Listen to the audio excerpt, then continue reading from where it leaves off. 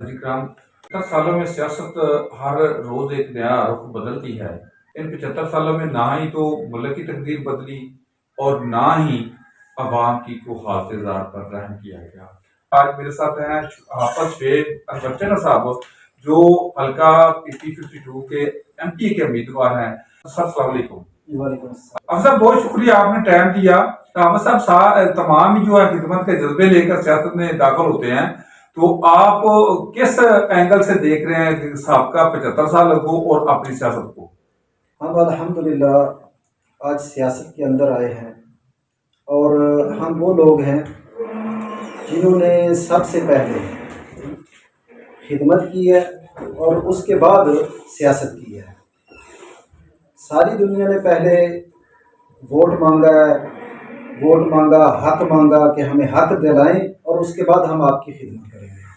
لیکن الحمدللہ ہم یہ دعویٰ کرتے ہیں کہ ہم 1980 سے لے کے آج تک کے دن کے تک ہم خدمت کر رہے ہیں لوگوں کی اور ہر جگہ میں کر رہے ہیں۔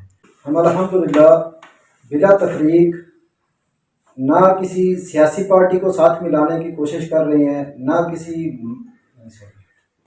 ہم بلا تفریق الحمدللہ سیاست کے اندر اترے ہیں۔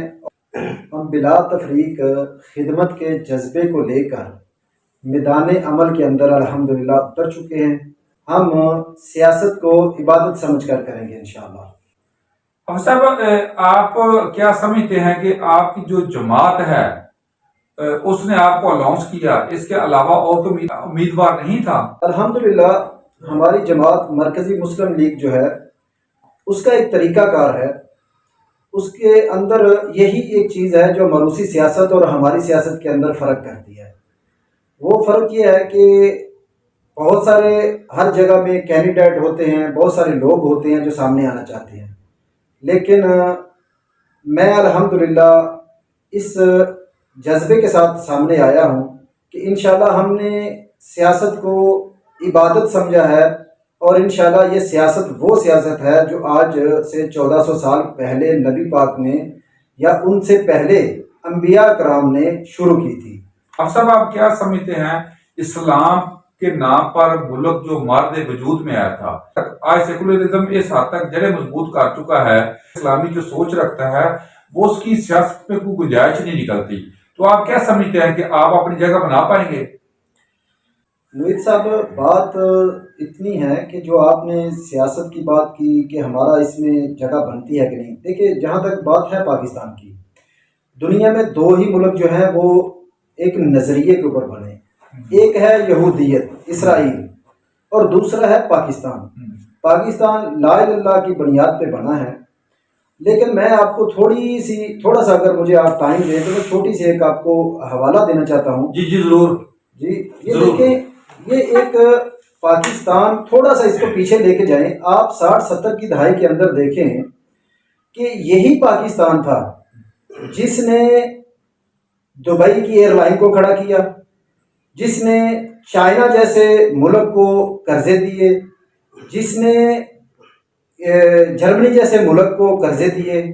سعودی عرب کا ایک وفد آتا ہے جن کے پاس کوئی نظام نہیں تھا ایئرپورٹ کا، سعودی عرب کا وفد پاکستانی ایئرپورٹ کا آ کے دورہ کرتا ہے، ٹھیک ہے، پھر جا کے وہ اس پاکستان کے ایئرپورٹ کو دیکھ کے وہ جا کے اپنے ایئرپورٹ بناتے ہیں، اور اس کے بعد آگے بڑھتے جائیں، 90 کی دہائی آئی، 2000 کی آئی، اس کے اندر جیسے جیسے وقت بڑھتا گیا اور گندی سیاست کا آغاز ہوتا گیا، اور آج الحمدللہ آج ہم دیکھتے ہیں کہ اس گندی سیاست کی وجہ سے ہمارے ملک کا کیا حال ہے۔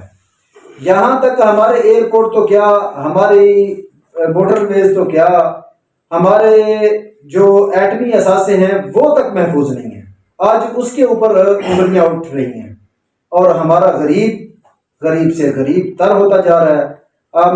جس دن ہم پیدا ہوتے ہیں، ہمارا بچہ یا بچی پیدا ہوتی ہے، وہ 2.25 لاکھ کی مقروض پیدا ہوتی ہے، جبکہ یہی سیاستدان جب ان کے بچے پیدا ہوتے ہیں تو پہلے دن ہی یہ اربوں خربوں کے مالک ہوتے ہیں۔ اب صاحب آپ ٹھیک کہہ رہے ہیں، آج تو جو سیاست ہے وہ پیسے کا نام ہے، پیسہ پھینک اور تماشا دے کر، اور پیسہ یہ پہلے انویسٹ کرتے ہیں، اس کے بعد یہی اربوں خربوں روپے غریب عوام پر ٹیکس لگا کر نکالتے ہیں۔ تو کیا آپ اتنی انویسٹ کر سکیں گے؟ جی بٹ صاحب آپ کیسی بات کر رہے ہیں؟ مجھے ایک بات آپ بتائیں کہ یہ جو سیاست آپ کہہ رہے ہیں کہ پیسے کی سیاست ہے، پیسہ پھینک اور تماشا دیکھ، کیا نبی پاک نے، صحابہ اکرام نے جو سیاست کی وہ سیاست پیسے کی سیاست تھی؟ نہیں، وہ سیاست صرف اور صرف خدمت کی سیاست تھی۔ انہوں نے خدمت کی اور لوگ ان کے ساتھ جوک در جوک چلتے گئے۔ وہ سیاست خدمت، کردار اور افکار کی سیاست تھی۔ جہاں پہ کسی کو للکارنے کی ضرورت پڑی تو انہوں نے للکارا، جہاں پہ کسی جگہ پہ ان کو کسی کے ساتھ بیٹھ کے بات کرنے کی، جیسے کہ صلح حدیبیہ دیکھیں، اس کے اندر بظاہر تو ساری شرائط مسلمانوں کے خلاف تھیں، لیکن صلح حدیبیہ بھی ہوا۔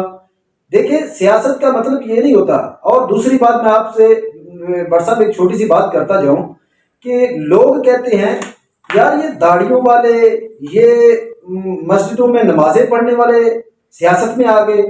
سیاست تو ان لوگوں کا کام ہے جو صرف اور صرف بنا داڑھی کے ہو، یا مطلب اس کی ڈریسنگ اچھی ہو، یا ان لوگوں کو صرف ہم سیاستدان سمجھتے ہیں۔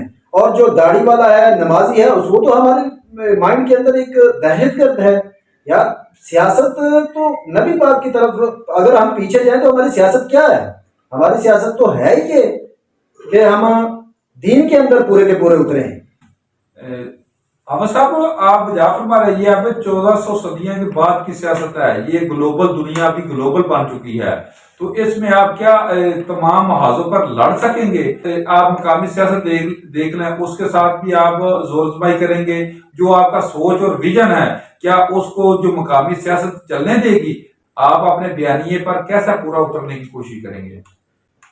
جی نوید صاحب بالکل آپ کی بات صحیح ہے۔ دیکھیں جتنے مشکل حالات ہیں اس وقت ملک کے، ایسے مشکل حالات میں ایسی قیادت کی ضرورت ہے جو اس نظام کے اندر اپنی جگہ بناتے ہوئے خود کو لے کر چلے۔ آپ دیکھیں، آپ ہم سے یہ سوال کرتے ہیں کہ ہم اس دور کے اندر کیسے آگے بڑھ سکیں گے۔ آپ نہیں جانتے ہماری پارٹی کو، پاکستان مرکزی مسلم لیگ کو، کہ جنہوں نے پہلے خدمت کی، کس جگہ پہ ہم نے خدمت نہیں کی؟ آپ مجھے بتائیں۔